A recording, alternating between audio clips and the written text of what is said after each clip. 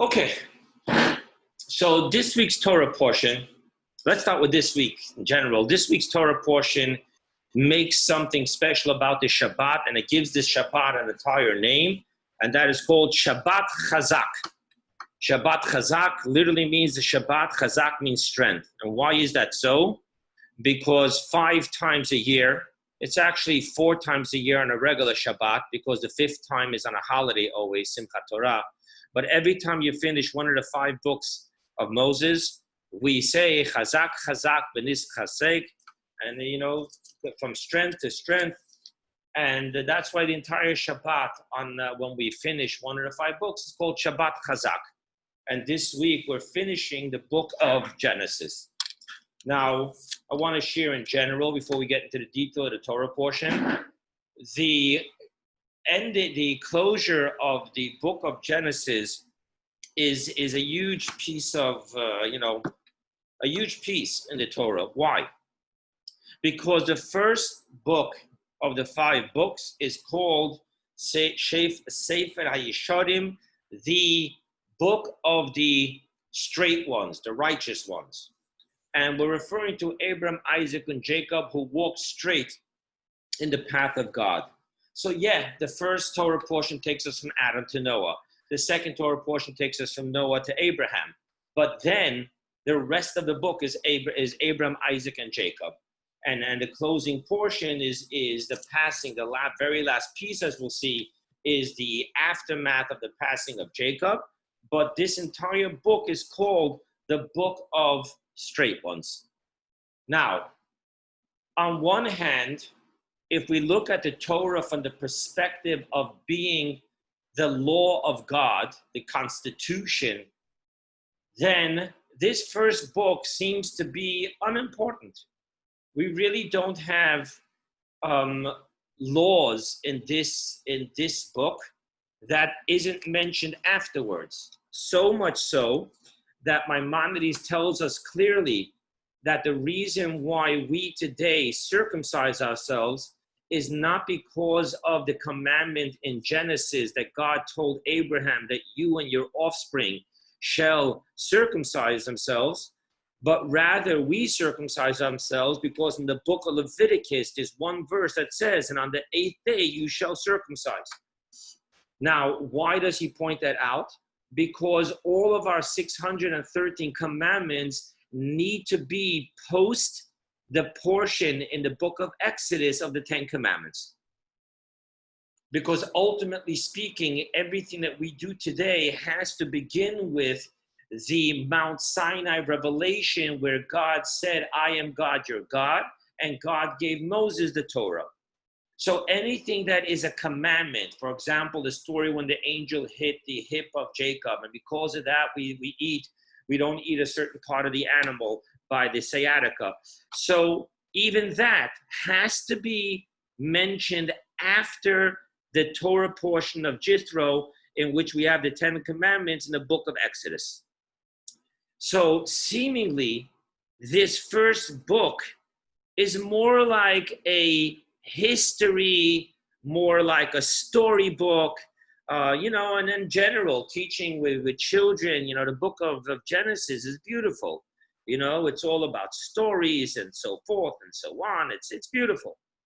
But the truth is that the first book is the impetus and the empowerment for any of the future books. Because if not for our forefathers and our matriarchs, which are called in the Torah by a verse, the mountains and the valleys upon which we stand, we would never have been able to ever reach Mount Sinai. Back it up, we would never have been able to survive Egypt. Hence, we are taught by our sages, Maaseh Avot Siman Lebanim. That is actually a quote that comes for later.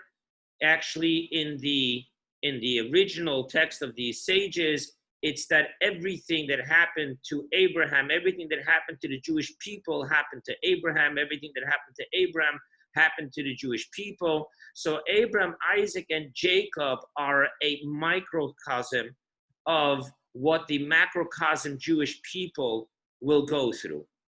And therefore, if not for them having opened up the portals and the gateways, if not for them having trotted through the path and cutting forth the path for us, we would have never been able to ever become this nation that can live up to accepting and heeding, observing, studying, and living God's law. It would just be impossible. So the book of Genesis, especially when you inquire the teachings of Hasidus, and all of a sudden you realize that the book of Genesis is the most important book of all 5 books. And in general, Hasidim knew, there's a whole story with the third Lubavitcher Rebbe that he asked his, by a Fabrengen, he asked his Hasidim, do you want to hear words of Torah or do you want to hear a story? And the mere fact that the Rebbe asked that to them, they realized that they're supposed to answer a story, because naturally the normal inclination would be another teaching. You know, that's how the Rebbe connects him and gives his mind to us. However, we knew that a story is deep. And actually, most of Kabbalah and Hasidus and the deeper teachings come from the stories of our sages. The Ayin Yaakov, what we call it, the Agadot, that's where, to quote the words, Roiv, most of the secrets of the Torah are hidden there. So I just want you to know that this week's Torah portion, we're concluding the book of Genesis, which really is monumental, and everything in our life we can find just in the first book of the Torah, the book of Genesis, because if we really carefully go beyond, beneath the surface of their lives, Abraham, Isaac, and Jacob, and their offspring, we will find our lives here. And we will find how they responded, teaching us and making it possible for us to respond in kind. Okay, so now let's start with this individual Torah portion. Vayechi Yaakov, and Yaakov lived in the land of Egypt for 17 years. Now, let's start with pre-verse. In every single Torah portion, between one portion and another portion, there is what we call an open space. And the 2 types of open space, one's called a closed open space and one's called an open space. But what it really means is, and normally the way it works is, you have to have 9 empty letters. In other words, the space of 9 letters has to be blank. And that's what separates one portion from another portion. Out of the entire 53/54 Torah portions, the only one that does not have this is our Torah portion. There is absolutely no empty space between the last word of last week's Torah portion and the opening word of this Torah portion. And our sages want to know why, and Rashi quotes them, and he says 2 reasons. Number 1, with the death of Jacob, our eyes have been closed. And number 2, we're soon going to see that Jacob wanted to tell his children when will be the end of days, when will Mashiach come, and suddenly the prophecy was lifted from him and his mind became closed to it. So the closure here is a reference to the closure that Jacob experienced in his spirituality when he wanted to divulge that secret, and God did not want him to divulge that secret. That is what our sages share. One Shabbat, this Shabbat Vayechi, I had a guest from Borough Park who was sitting by the table with us in the shul, and I asked him to say some words, and he said a very interesting teaching from his teacher, his rabbi. And he said like this. He said that I shared with you the law is that you have to have an empty space which is wide enough of 9 letters. Now let's look at the first 2 words of this week's Torah portion. Vayechi Yaakov, and Yaakov lived. So you have Vayechi, Vav, Yud, Chet, Yud, 4 letters. Space between the 2 words, and the next word, Yaakov, Yud, Ayin, Kuf, Vet. That means that the first 2 words take up the space of the 9 empty letters. And he said that his Rebbe taught him, not from Chabad, someone in Borough Park, and he said that his Rebbe taught him that the job we have is, as we go into exile, is to fill up the empty spaces with Vayechi Yaakov, and Yaakov lives. And what we mean here is the legacy of Yaakov, how Yaakov founded a nation and made a family and an offspring and a dynasty, and a nation of people who are conscious of God and walking God's ways. And he said that then his teacher is actually very close to the Rebbe of blessed memory, and his teacher said, and that you can watch the Lubavitcher Rebbe do. Wherever there's a vacancy in the world, he's sending his boys to open up a Chabad house, boys and girls. He's sending the couples to open up a Chabad house there. So no matter where you go, people can come to a place where Vayechi Yaakov, Yaakov is alive and well. Now, another interesting teaching. I'm going to teach you from both sides of the coin, and my email went out today, so you can actually look at the exact story and teaching. And we'll talk about it a little bit by the end, where, on the topic of to live again.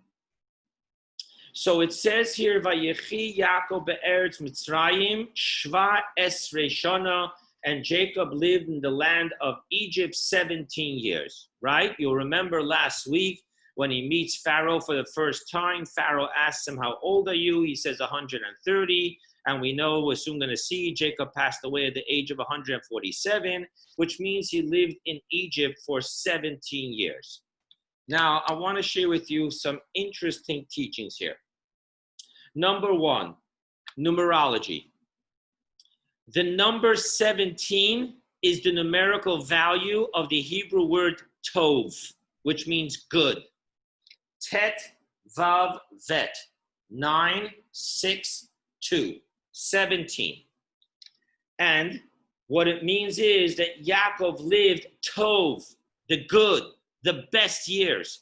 Hence, the title of the email I sent out today is The Best Years Ever. And Jacob lived his best years in Egypt. And this comes from a very famous sage who's called the Baal HaTurim. He wrote a Torah is like a mountain, and he was the son of the great Rosh, the codifier. We're talking about people in Maimonides level. We're talking about giants. So besides writing a book of law, he wrote a book of commentary, and he says that what the verse is telling us, that Yaakov lived his best years in Egypt.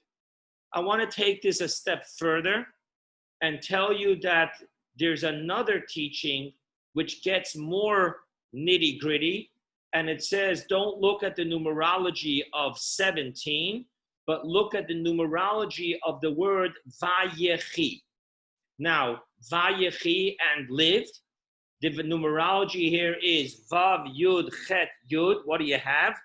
Vav is 6, Yud is 10, Chet is 8, Yud is 10. Add it up, and you should have 34. By the way, 34 is 2 times 17. What's the secret here? The secret is, according to this teaching, that the best years of Jacob's life was 34 years of his 147 years. How do you figure? Very simple. Jacob was sold into slavery when he was, Joseph was sold into slavery when he was 17. Joseph lived, in other words, Jacob lived since he was reconnected with Joseph 17 years, hence 34 years. The 34 years of his life was when he was together with Joseph. And there's huge insights into that, because Jacob, as much as he lived a righteous life, Jacob, being of the patriarchs, they were all shepherds, which means they all separated themselves from overly engaging with civilization and earning a livelihood. They wanted to be able to remain isolated because they lived in the world of spirituality. However, the world of spirituality is absolutely meaningless if it will not have an impact in the physical world. God did not create the world for spirituality. The divine light was always there. But rather, God created the universe so that there can be an impact of the divine light, spirituality, into the physical world. Which is why in Judaism, spirituality is never done by closing yourself up in a monastery, in a cave, on a treetop, but rather engagement, engagement, engagement. Hence, Jacob's life was really fulfilled specifically through Joseph, because all the other brothers followed in the footsteps of isolation and being shepherds. The one that went to the absolute polar opposite was Joseph, who not only was engaged in Egypt, but was engaged to the level where he was the viceroy. To quote what Pharaoh told him, without you, no one will lift a hand. That means Joseph had to be completely engaged in civilization and in what we call the rat race of civilization.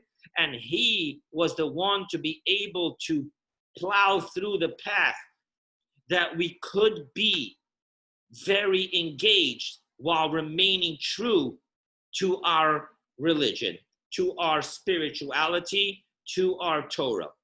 And hence, anything of the Jewish people from there on, where you have Jewish people not just isolating into Torah study, but becoming lawyers, doctors, real estate people, and whatever it may be.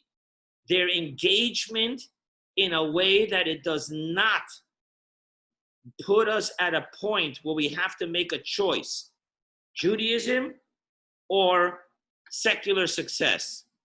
But rather, Joseph told us that heaven and earth work as a team and not as two isolated, antithetical identities. So hence, it'll explain to us why Jacob's best years were when he had Joseph, because that's when all of Jacob's spirituality was being brought down into the physical world, into a physical life. Now the verse goes on to say that he lived 147 years.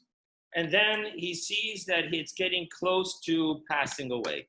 So I want to share with you a couple of interesting teachings.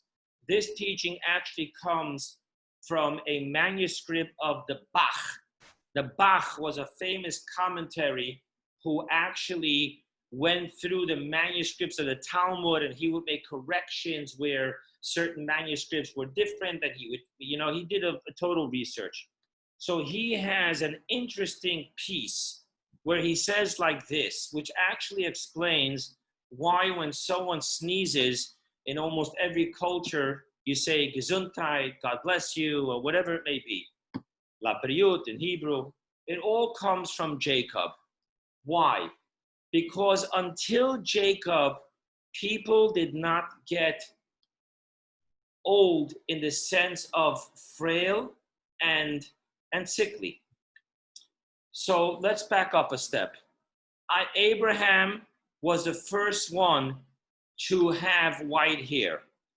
And it's because he prayed, because we're taught that Isaac and Abraham were identical in appearance. Hence, the people didn't know who's the father, who's the son. And therefore, Abraham prayed there should be some way, biologically, that they should be able to tell. And the Zohar tells us that God told Abraham, why don't you don my clothing? And that means white. However, there was no physical ailment in the process of aging. Jacob was the one that prayed to God that people should be able to age and become frail so that they would not be able to live in denial that it's time to get your affairs in order. Now, until then, how did people die if they didn't have heart attacks, get sick, or, body shutting down? And the answer is they used to sneeze. Now, why would they die by sneezing? I did not see this anywhere, but my personal understanding is the way the soul enters, the soul leaves. You'll remember in Genesis, and it says, and God blew the spirit of life into his nostrils, Adam's nostrils. Hence, the soul enters through the nose. So therefore, the sneeze, the soul leaving through the same place it entered. And that is the reason the Bach over there says why we wish people Gesundheit. And so much so that there are some people that say if someone sneezes and you intentionally don't say Gesundheit or bless you or la briot or whatever it may be, it's actually theft. You're stealing from him, stealing through words. Now, he is the first one, then that's why the verse says, Vayikrebu Yemei Yisrael Lamos, and he saw that his days were getting closer to passing because he was going through this frail aging process. And what does he want to do? He wants to get his affairs in order. So thank God he already got his affairs in order with his children. He set up already the school system in Goshen, in the land of Egypt. He made sure that the Jewish people had their safe Jewish haven in which they can live a prosperous Jewish life, even in Egypt. What remains left for him to do? Two things: to make sure his burial and to bless his children. And that's what this week's Torah portion is about. So the first thing he does is he takes care of his burial place. And Jacob wants to be buried together with his father and grandfather, with his wife Leah, his mother and his grandmother in Israel, in Hebron. And therefore he calls Joseph. Now, why does he call Joseph? Primarily, it would be the responsibility of the firstborn of his, which would be Reuven. Why is he called Joseph? Very simple. Because he has to talk to the only one who can make it happen. In other words, being that Joseph is royalty and Jacob is the father of royalty, Egypt won't be so quick to say that Jacob can be buried anywhere outside of Egypt. He's part of royalty. He has to be buried in the pyramids in Egypt. Hence, he knew that it wasn't going to be easy to get him out of Egypt. On top of that, Jacob was considered by the Egyptians, by them, everything is deities. So they saw Jacob as a form of deity because they knew that the hunger was supposed to last for 7 years. And when Jacob came after 2 years and he blessed the Pharaoh concerning the Nile River, suddenly there was irrigation and the famine was over. And so he knew that, they're going to make a hoe to do out of him with a shrine and everything. And he says, not for me. I want to go back home. So he calls Joseph and he tells Joseph to take an oath. And obviously, why does he tell him to take an oath? Joseph's word is not a word. He has to swear. And the answer is the process of taking an oath has nothing what to do with trusting or not trusting. The process of taking an oath is the process of empowerment to the point of self-sacrifice. In other words, if you're only accepting upon yourself to do something logically, so then the pros and cons may shift against what you said you would do. And then you start thinking, it doesn't pay to do it. However, once you made an oath, there is no making a calculation of the pros and cons because it makes no difference. You made an oath. You must do what you swore you would do. So that's the point of an oath. Knowing that he was going to have to stand up to Pharaoh, Jacob empowers him to be able to connect with this on a transnatural level, translogical, transrational level, and that he won't stop no matter what. And so it is. Now, he swears to him. That's stage one. Okay, everyone goes back to normal life, and now Jacob is really feeling that his time is coming. And they notify Joseph that your father is very sick. And our sages tell us that it was one of Joseph's sons who would consistently be by his grandfather and taking care of him, and he came to notify Joseph. Now, Joseph comes with his two sons to see his father. And Jacob tells him, they tell Jacob, behold, Joseph is coming.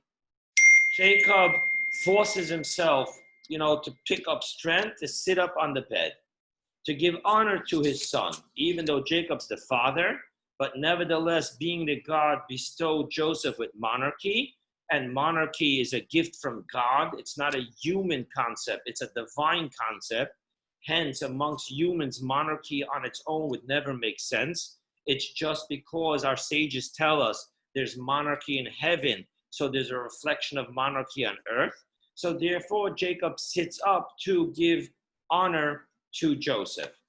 Now he tells Joseph something very interesting.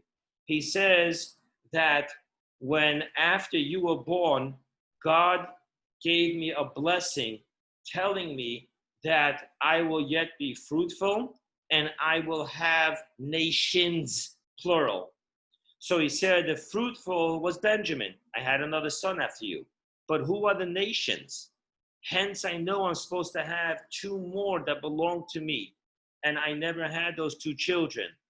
So therefore, I am gifting you that your two children will become my two children. Now, what does that mean? What that means primarily is that Jacob has 12. The Jewish people are made up of the 12 tribes. Now, there's two ways of counting the 12 tribes. There's counting the 12 sons of Jacob. However, in certain instances, we cannot count the sons of Jacob. For example, the land of Israel has to be conquered and divided into 12 portions, one for each tribe. However, the tribe of Levi, which was chosen to work in the house of God, God clearly says in the Torah, they shall not receive a portion in the land of Israel, for I am that portion, their portion. Hence, we only have 11 tribes. So what do?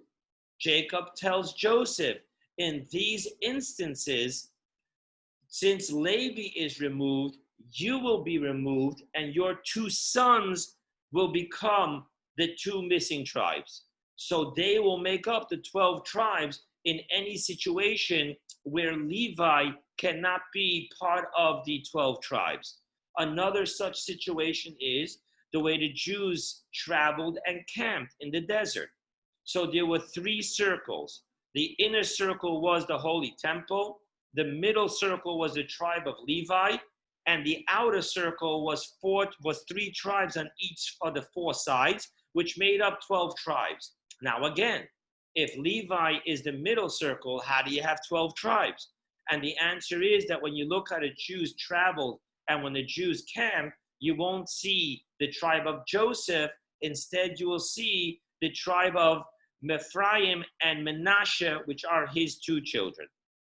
Now, I want to share with you what that means also. What that means also is, in the laws of the firstborn, there are 2 categories of a firstborn. There is what we call the firstborn, and there is what we call the opening of the uterus. For example, the law that every firstborn has to have a pidyon haben, has to be redeemed from the tribe of Levi, the Kohen. That is not the firstborn, that is the opening of the uterus. And this will make a difference in 2 ways. Number 1, if there is a stillborn or a miscarriage after a certain level of pregnancy, then the next son will not have a pidyon haben, because even though he's the firstborn, he's not the opening of the womb. One difference. Another difference is that if you look at the firstborn, it depends on the father. If you look at the opening of the uterus, it depends on the mother. Hence, Jacob had one firstborn, which was Reuven, but he had two, even though he had four, but we talk about the two main wives, Leah and Rachel, Rachel and Leah. He had two opening of the uteruses. Hence, Reuven was the opening of the uterus of Leah, but Joseph was the opening of the uterus of Rachel. Now, something unique is going to happen here. In the laws of inheritance, when a firstborn receives a double portion, that goes not by the opening of the uterus, but by the firstborn of the father. Nevertheless, Jacob tells Joseph, I'm going to give you a double portion. And hence, even though he wasn't the firstborn, he was only the opening of the uterus / parentheses, opening a firstborn of Rachel, not of Jacob. Nevertheless, Jacob gifts him with a double portion. Jacob also gives Joseph a portion, an extra portion in the land. That means even though the land was divided only by the times of Joshua, and Moses dictates the 3 channels through which Joshua will know which portion and what size belongs to each tribe. Nevertheless, Jacob says, I am going to pull a piece of land out of that system and give it to you. And he says, the reason I have a right to give it to you is because that piece of land I went to war to conquer. And that whole story that happened when after Shimon and Levi killed out the entire city of Shechem because the prince raped their sister. So they went to war, and Jacob had to fight and conquer. Hence, Jacob says, I conquered, and therefore I'm giving it to you. Interesting just to know that the verse clearly tells us that the fight was done on spiritual levels. Becharbi ubekashti, Rashi says, it means through prayer. Now, he says, that land I will give to you. And by the way, Joseph is buried in Shechem. Now, I want to just share with you that by Jacob giving that to Joseph, Joseph gets closure. Because where was Joseph sold into slavery and sent out of Israel from? Shechem. Hence, where is he being brought back to and buried in? Shechem. What's being given to him? Shechem. Okay. Now, before his father passes away, he wants his father to go ahead and bless his children. And Jacob tells him that I did not even dream that I would get to see you. And God has blessed me that not only do I get to see you, I get to see you and your offspring. Bring them to me and I will bless them. And now the verse tells us that Jacob's eyes were dim from old age. And Joseph brings them to his father. He brings them in between his 2 knees so that they can be close enough that Jacob can hug and kiss each one of them. And then Joseph backs them up to line them up in a way where Jacob will be able to put his hands on both their heads and give the blessing. And of course, he lines them up in the appropriate chronological order, in which Menashe, the older one, will be next to the right hand of Jacob. Ephraim, the younger one, will be next to the left hand of Jacob. And that would be the appropriate way to have the blessings. However, Jacob wisely, and I say wisely because that's the word he uses here, it didn't just do it by mistake. He did it intentionally. He crisscrossed his hands and put his right hand on the younger brother and put his left hand on the older brother, and he blesses them. And Joseph panics. Now, I want to stop here for a moment and let's just look at the practicality of what's happening here. Joseph went through a most difficult life, both in the house of his father and later being sold by his brothers, simply because his father openly showed favoritism to him, letting it be known that Joseph is different than the rest. He's above the rest. So you can imagine Joseph's knee-jerk reaction when he sees deja vu. His father is doing it again. He's making a statement about Ephraim. Hence, not only does he tell his father, he literally wants to lift the hands of his father and correct them. And he says, no, father, I lined them up in a way for the older one to be next to your right hand. And Jacob tells Joseph, I know, my son, I know. The older one will also be great. However, the younger one will be greater than the older one. And he did not let his son switch his hands back to the right hand on the older one. Now, let's talk about this. Wouldn't Jacob have realized that this is not okay? Wouldn't Jacob realize I've caused so much pain to my son Joseph by doing this? Why do it again? So I want to share with you that the reason is that Jacob is the embodiment of truth. Abraham is the embodiment of love. Isaac is the embodiment of awe. Abraham, kindness. Isaac, justice. However, Jacob, the verse says, Titin emet liYaakov. Emet, truth. Jacob is truth. Hence, truth needs to make sure that everyone will be empowered for what they need in their destiny. And niceties isn't a reason to not make sure that truth carries through.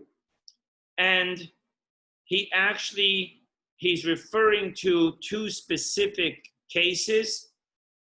Ephraim, from him came the offspring Joshua. Joshua, the student of Moses, the successor of Moses, the conqueror of Israel, the land of Israel, and the teacher of Torah to his generation. However, Manasseh also has an offspring much later in history through which God does a miracle, Gidon. Now, I want to share with you an interesting lesson. And I know to us Americans, where we never want to point out differences, we think that democracy is, like the song, Imagine If All Those People. We don't want differences, because how can you have democracy and equality if we're going to acknowledge differences? And that's not the way of truth. The way of truth is to be able to see equality within differences, because God has a huge machine and everyone plays their part and every part is important. However, we're not comfortable with it, which is why I don't want to skip over this, and I want to talk about this a little bit. I want to share, number one, let's get into a eternal message of what it means that Jacob says, Ephraim, you are the greater continuity of Joseph. And by the way, so too it happens when we learn about the Haftorah of last week, when we talk about bringing together in the prophecy of Ezekiel, the branch of Joseph and the branch of Yehuda, it clearly says there, the branch of Ephraim from Joseph. So Ephraim is the greater continuity of Joseph. So I want to just share with you It's not my own thoughts. Share with you a very interesting insight to why we say that Ephraim is the true continuity of Joseph. And to understand that, we need to go back to the verses in which Joseph has the children and names the children and gives the reason for the naming.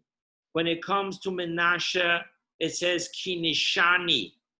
When it comes to Ephraim, he says Ki Hifrani. Now, loosely speaking, Nishani, but what the meaning here is, Nishani means I survived my sufferings.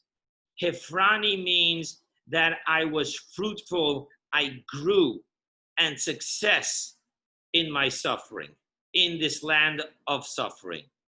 Hence, we now understand that Jacob is telling Joseph, survival is never the goal. The goal is to grow.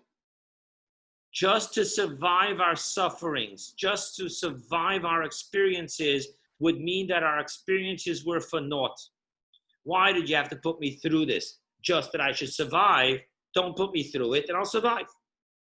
So we must say that all suffering is not for the sake of survival, but for the sake of unfathomed and quantum leap of prosperity. Hence, the true continuity of Joseph is Ephraim. However, needless to say, there would be no Ephraim if we didn't first have a Menashe. You know, you can't have an Ephraim without a Menashe, because that's what they call in the medical field, the operation was a success, but the patient died. So you have to have Menashe. And then we need to know that it's not enough. We need to get to Ephraim. Now, I want to share with you something else. Homogenization in Judaism is not a good thing. And we're going to see that Jacob doesn't just give a homogeneous blessing, if that's the right way I'm saying it, to his sons, but rather he talks to each and every one of his sons separately and giving them each a specific, unique blessing. Today, you know, I send out my memes on the Torah portion, it's on Instagram, and I wrote in one of them today that if there is one blessing for everyone, then except for one, all blessings are unfitting. And therefore, it's important to realize that Abraham, Isaac, and Jacob were the head. They were the covering. They were the encompassing. However, the 12 tribes are no more in this generalism of an encompassing Jewish Judaism. Rather, they're each very specific, individual expressions of Judaism. And there are no two of them that are alike. I don't know if you're aware of this. I'll just share with you now that later in Exodus, when we learn of the splitting of the sea of the Sea of Reeds, you should know that Universal Studios did not get it right. It is not one break. It is actually 13 breaks because of the 12 tribes, as I just explained them to you. And then there's the tribe of Levi. Why didn't God just make one opening? Because the path to Mount Sinai is individual. Every tribe represents their own unique way of service. And hence, every one of them has to have their own blessings.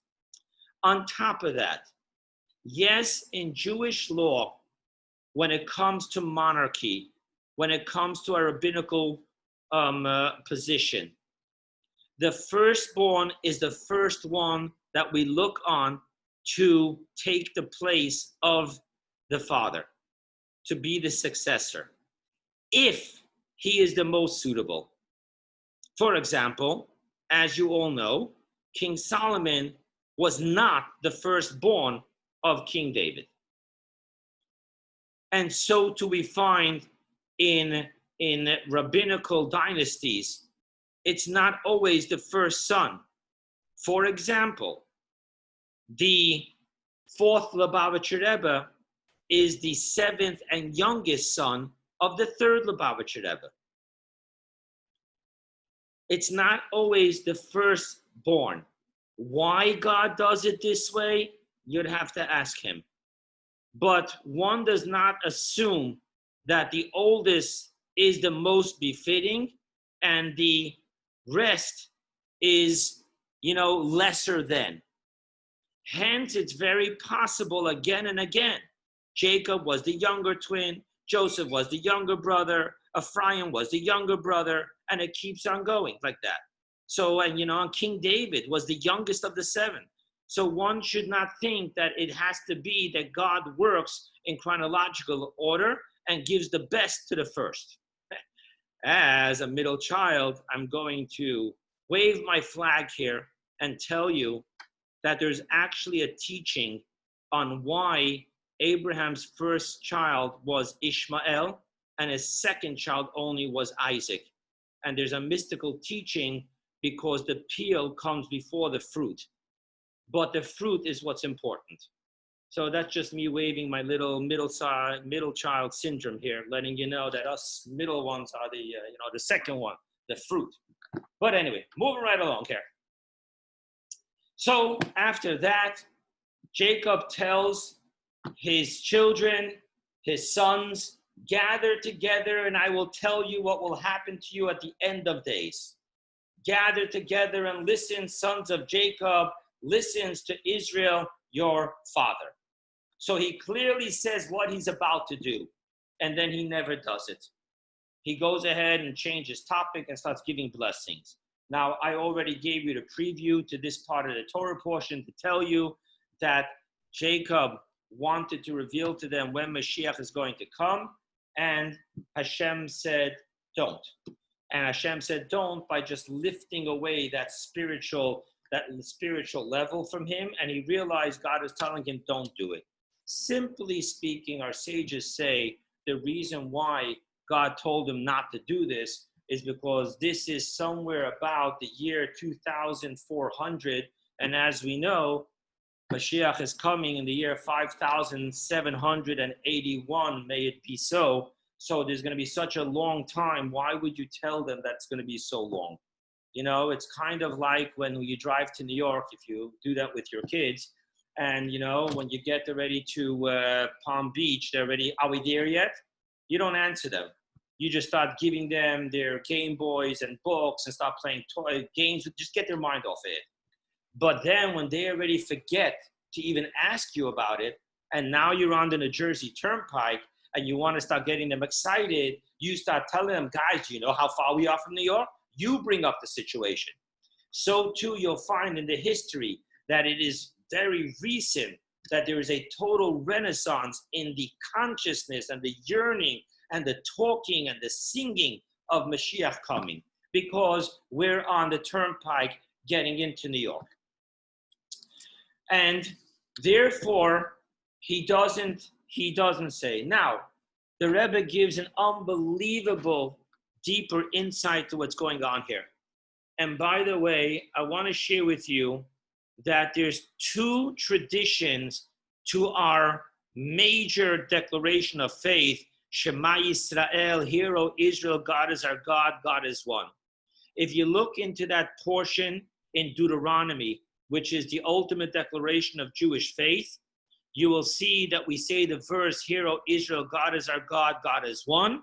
The next verse is, and you shall love God with all your heart, with all your soul, with all your might. However, when you and I say the Shema, we insert between verse 1 and 2, we insert a verse called Baruch Shem Kevod Malchuto L'Olam Va'ed, blessed be the name, your sovereignty, forever and ever. Where did that verse come from? So there's two traditions. The more famous tradition that everyone knows is that when Moses went up to the mountain and he went up to heaven to receive the Torah, he heard the angels singing praise, and he heard them saying that verse, and he says, I'm going to bring that back to my people, which is the reason why, according to tradition, we say that verse quietly because it doesn't really belong to humans. It's an angelic prayer. And that will also explain for all of us why the only day of the year that we say that verse loud is on Yom Kippur, when we are like angels. What does that mean? We're like angels. It means that we're not engaging in our human side. There's no eating, there's no procreation. So we're more the angelic spiritual side. Hence we say the verse out loud. That's one tradition. Another tradition says that it comes from right here. Right here. Why? Because when Jacob wants to reveal to his sons when Mashiach's going to come, and he sees that God lifts that Holy Spirit from him, he asked his sons, are you engaging in idol worship? Why wouldn't you be deserving to receive this, just like I was deserving to receive this knowledge? So he right away thought it's because of that, maybe little by little on the, when he's not looking, they're engaging in foreign behaviors. They answered to him, Shema Yisrael, hear Israel. Remember, Israel is Jacob's nickname. Hear Israel. Hashem Elokeinu, God, your God, Elokeinu is our God. And it's not just that we also have him as a God, but Hashem Echad, we only have one God.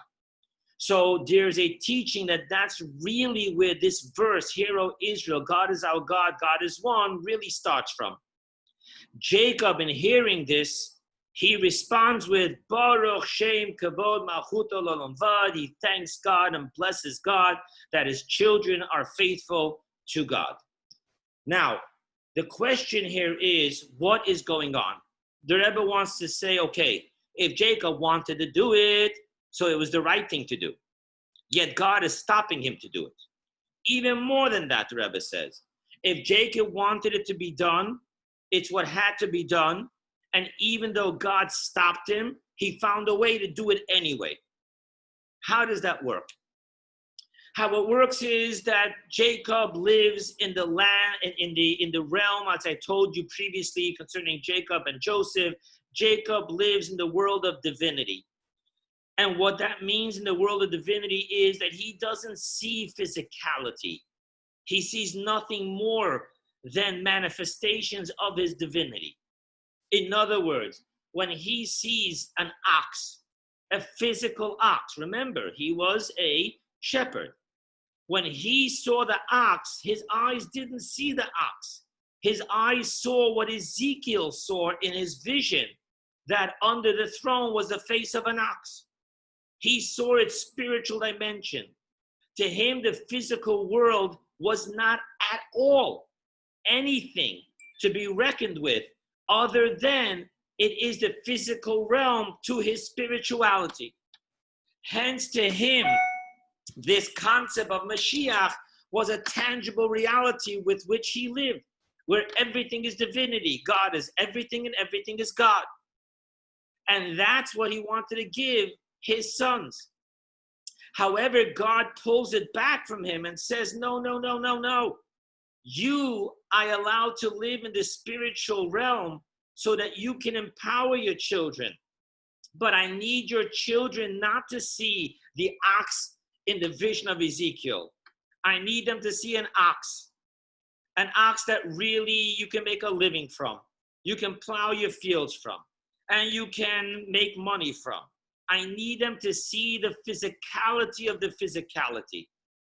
And for them to be able to live in the physical world, not in the spiritual paradigm of the physical world, but in the physical paradigm of the physical world, in which if you don't earn money, you don't have not a physical life and not a spiritual life. You're homeless, you can't study Torah, you can't do mitzvot, you can't do anything without money. Hence, you have to realize that the physical or the physicality is a reality. And there I want them to be good Jewish boys. Hence, don't give them what you have.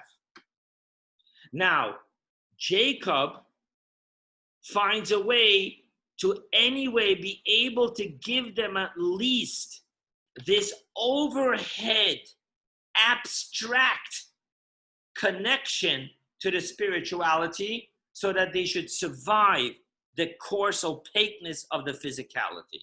Again, without our forefathers, we don't stand a chance of survival. You know, today we each wear an oxygen tank when we go deep sea diving. In the olden days, they used to have on a boat a huge motor and with oxygen, and there would be hoses, and you would go down. And if you lost connection to the boat, you were dead.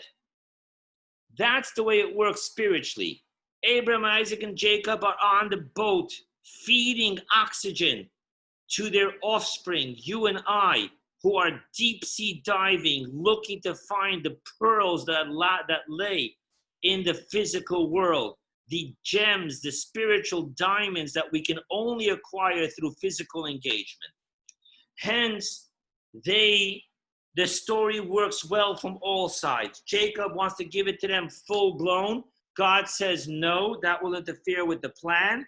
But Jacob realizes that he has to at least give them this overall abstract, at least, connection with the spirituality of God is everything and everything is God. If not, they will be swallowed up by physicality. So he gives it to them in blessings. The Rebbe asks one more question. The Rebbe asks that obviously Jacob was affected. The spirituality lifted from him, right? He became closed, like we said in the opening of the portion. Why? So the Rebbe explains very simple. This is the self-sacrifice of a true teacher. A teacher in his realm lives in the full-blown beauty of his spirituality or her spirituality. However, when you want to connect with the student, you have to connect with the student's paradigm.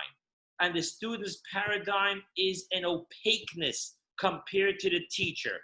And if the teacher is going to say, forget the student, I'm going to just give it all full blown. And if they get it, they get it. They don't get it, they don't get it. That's not going to work. Hence, Jacob had to connect with his sons in a level that he is affected by the opaqueness of their environment in order that he should be able to at least pump them the oxygen they should need in order to survive their opaque environment. And then we go to the blessings. Reuven, his father starts giving him musar. He's giving him a rebuke. Why did you do what you did? After Rachel died and I put my bed in the tent of Bilhah, which was the maid of Rachel, which would bring up Rachel's kids. Who are you to take my bed out and say, no, it should be in my mother's tent of Leah? And then Shimon and Levi, he gives over the head saying, you guys, why is your reaction always violent? And you're the ones that wiped out the entire Shechem. Now, I want to share with you very interesting insight. If you look at the verse, it says, and you wanted to uproot the ox. If you look in the blessings, Joseph is compared to an ox. Look at what Moses blesses the tribe of Joseph. It's compared to an ox. And now I want to share with you, there is great discussion amongst the sages if Jacob ever found out what they did to Joseph. In other words, Joseph wouldn't say because it was gossip. The brothers wouldn't say it about themselves. So did Jacob ever know how Joseph really got to Egypt? And most opinions say no. He just knew that he's there and that he was brought there. But here, our sages say that there was a spark of prophecy, because who was the ones that originally said, let's kill him? First they said, let's kill him. Reuben says, don't kill him, just throw him in the ditch. Judah says, don't leave him in the ditch, let's sell him. Why do we have to have him die? So who were the ones that originally said, let's kill him? Here we know it was Shimon and Levi, and Joseph and Jacob has a spark of prophecy and tells them, and you were the ones that wanted to uproot the ox, meaning Joseph. Judah starts backing off and saying, whoa, God, that is dishing out here rebuke, and I know that I slipped unintentionally, but nevertheless I slipped and had a physical relationship and children from my twins, from my daughter-in-law. And he says, oh my God, I'm going to get it over my head now. And he starts backing up. And Jacob tells Joseph, no, you're different. Come here. Now our sages want to know, and why is Judah different? And they explain very simple. Do you remember the story that we learned? When his daughter-in-law Tamar was pregnant, and he says she had an affair, obviously, she needs to be killed, burnt by the stake. She does not say, no, it was you. She takes the cloak, the staff, and the ring and says, please look at these and recognize that it's from this man that I am with children.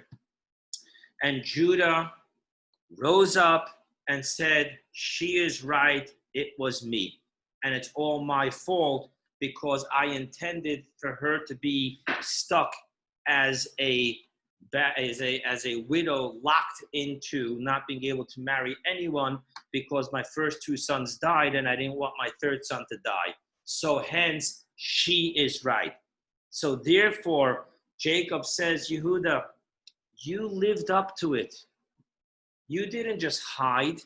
You stood up and said, she's right, I'm wrong. And then you went on to continuously make amends. You are not going to rebuke for your past. And therefore he starts blessing him. And here begins the blessings. Each one is compared to a different animal. Rashi takes the time to go through the history of each tribe, pinpointing what Jacob is alluding to with each one of these blessings. And then after he finishes blessings, he goes ahead and he says something very interesting. Our sages say you will not find anywhere in these verses the words, and Jacob died. Rather, it says, and Jacob ceased to direct his children, and he gathered in his feet into the bed. And then it says he was gathered to the nations. It doesn't say the word vayomos. It says the word vayigva, but it doesn't say the word vayomos. And our sages say, why? Because Jacob never died. And the Talmud says, what are you talking about? How can you say Jacob never died? He was embalmed. Embalmed meant that they drained the blood out of him. They took the organs out of him. What do you mean he didn't die? Did they not bury him? Did they not mourn him? Did they not cry over him?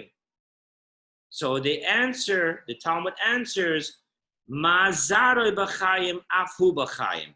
Because his offspring is alive, so too is he alive. Okay, thank you.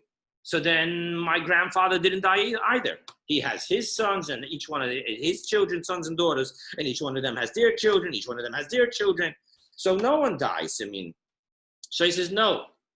The Rebbe of blessed memory explains, what does it mean? What it means is that now that we know that Jacob's entire life was directed towards Joseph bringing his spirituality into the physical domain. Hence, it's not that his children are alive, but rather when you look at me and you see the life that Jacob lived. What we eat and what we don't eat. What we do and what we don't do. How we bring up our children and how we don't bring up our children. This is Jacob teaching our children through us. This is the continuity of Jacob. And then it tells us that he embalmed. Oh, wow, it's so late. Oh, my God. Okay, so just to wrap it up. So Joseph embalms Jacob, and the big question is, that according to Jewish law, you're not allowed to embalm because you're not allowed to do anything to the body other than leave it in its entirety, prepare it by cleansing it and putting it in the ritual waters, and then putting it in the ground. So why would Joseph do that? The Rebbe explains very simple why.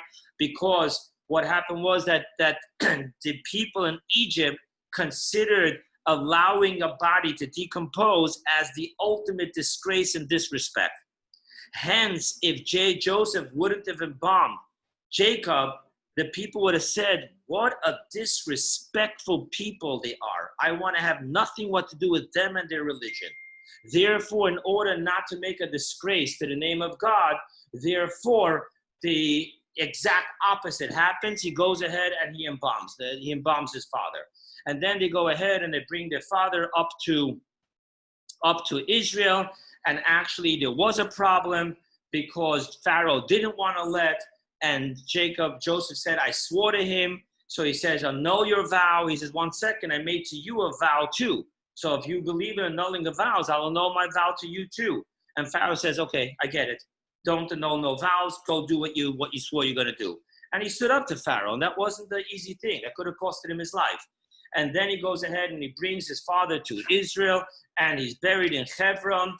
And there's a story there, but we're really running into overtime. So I'll just share with you that after what the Torah says exactly, what the Torah says, not just what our sages explain. And that is that when after they came back, all of a sudden Joseph stopped inviting his brothers to the meal. In other words, he said, as long as father was here, it's father's table. Now that father passed away, you must become the father of your children.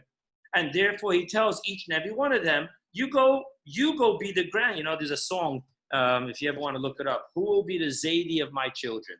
Who will be the grandfather of my kids? Who will show them what the old-fashioned, Jew is supposed to look like?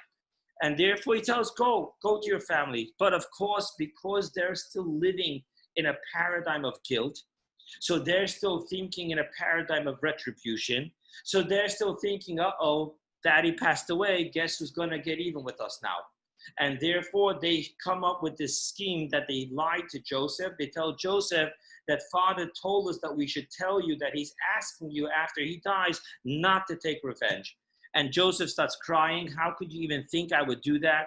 They started crying, and he said, Dad never told you this because Dad knows me, knows I would never take revenge, and therefore, he says you have nothing what to worry about. And then the Torah portion finished, that Joseph passes away, and Joseph tells them, make sure to bring my bones as well to Israel when the time comes that God's going to take you out of Egypt. He knew that they wouldn't be able to do it now.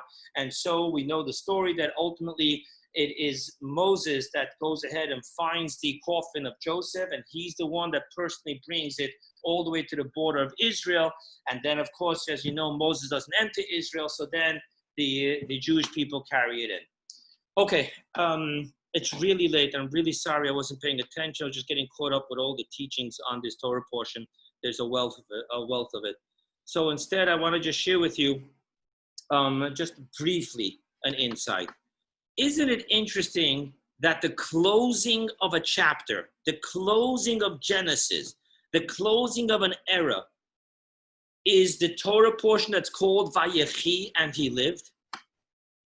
I mean, imagine the last chapter of a book ending the story with all the main characters, all the main protagonists are, they pass away, not terribly, of old age, are beautiful and everything. And the last chapter is called, and he lived. He didn't live. Hence, we know from here, and again, I'm going to be very short because it's so late.